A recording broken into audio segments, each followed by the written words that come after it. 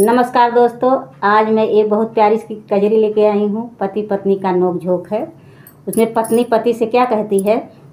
सड़िया लदा बलम कलकतिया, उसमें हरी हरी पतिया ना। सड़िया लदा बलम कलकतिया, उसमें हरी हरी पतिया ना। उसमें हरी हरी पतिया ना, उसमें हरी हरी पतिया ना।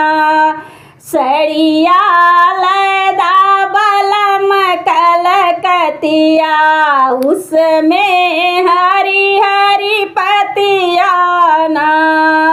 सोने की थाली में जेवना परोसम, सोने की थाली में जेवना परोसम, जेवना जेला बलम कलकतिया, उसमें हरी हरी पतिया ना। सड़िया लेदा बलम कलकतिया, उसमें हरी हरी पतिया ना।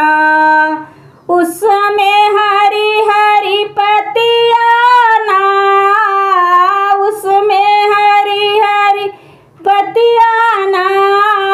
सड़िया लदा बलम कलकतिया, उसमें हरी हरी पतिया ना।